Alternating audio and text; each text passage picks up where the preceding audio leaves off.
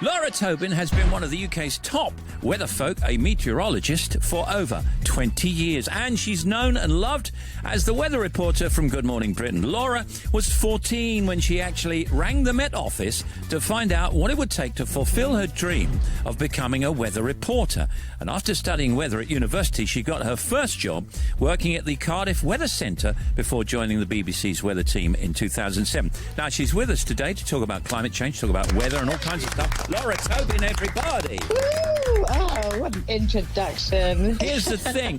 Can you tell us, it being Wednesday, so we're halfway through the week, what's the weekend going to be like? Is the cold weather going to disappear soon? No. I mean, how crazy has the weather been? Every week has been different. It was hot 3 weeks ago and it feels like a lifetime ago. Then it was freezing cold. This week's been wet.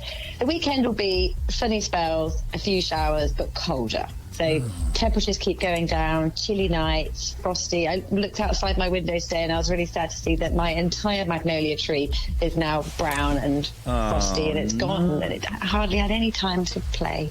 Well, let's get to the book anyway. Everyday Ways to Save the Planet. Climate change, of course, is upon us. And despite folk that say, well, I don't believe in climate change, it's all a myth, you only have to look at the extremes of weather, don't you? And is climate change the reason, in your view, for the extremes of weather that we've seen in the last few years? Yes, in a word, that's what I've noticed. The longer I've been forecasting, the longer I've been presenting, the more times I say to the newsroom, oh, hey, there's some extreme weather here.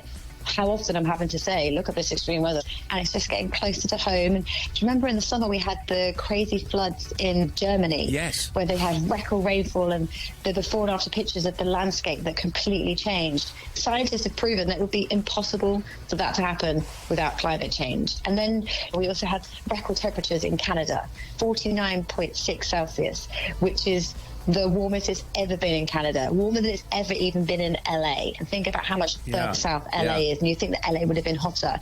And it broke the record by nearly 5 degrees. And when I was a forecaster, I was taught to never forecast a record because it stood for a long time for a reason. If Usain Bolt came out and ran 100 meters in 7 seconds, like smashed the record, that it just would be unheard of. And the kind of records we're breaking now are unheard of. And scientists said the heat wave in Canada, without a world where we've been polluting, it would happen naturally. It would happen once every 100,000 years, and now it's happening all the time. And then the very next day, 90% of the town burned down in wildfires. The book is partly an apology to your daughter, saying, sorry, our generation have messed up the planet. But also, there's some fantastic tips in here.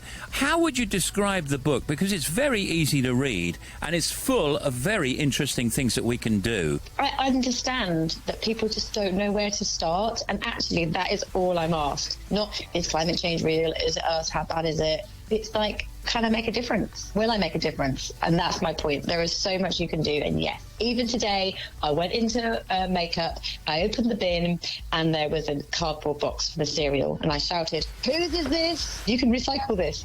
So CJ said, it's mine. And she then went around and recycled everything she could, and she felt bad. And she's also going to bring in her own spoon every day rather than using a plastic one. I mean, it's little things, but if everyone did it, 67 million people in the UK made one change, that's 67 million changes. Things like cutting down on single-use plastic, repairing items instead of getting rid of them, reducing the amount of stuff that we buy. It's stuff like that, which actually sometimes we forget. This seems like a great kind of family handbook, whether you live on your own or you live with lots of people. But with a lot of how humans live, it's for convenience and comfort or to make money. Are we ready for a kind of real mindset change of what we really cannot do anymore? I think we have to be. We also have to stop thinking that to save the planet, to be green, it's going to cost you loads of money. Loads of the things are free or they'll save you money. And my husband, who I feel bad, kind of mean about him, but he is really tight. It's ridiculous. And he is known for everybody as being really tight. Loads of the things we do in the book, we already do because they save you money.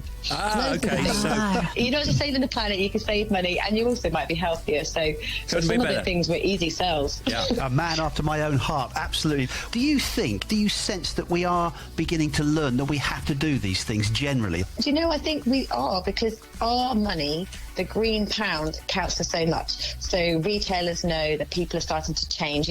More people are vegetarian, more people are vegan, more people buy veg boxes, because they just want to be able to make a difference and do little things. Every day we throw away 1.4 million bananas. So if you are shopping and you can buy all these little individual bananas on the supermarket shelf, that will help a lot. Got it. Laura Tobin's new book, Everyday Ways to Save the Planet, is out tomorrow, Thursday, April 7th. Good to talk to you, Laura. Thank you so much for being on. And there's some great stuff in here to save this earth. Laura Tobin, everybody. Thanks, Laura. Thank you so much. Everyday Ways to Save Our Planet by Laura Tobin is out now.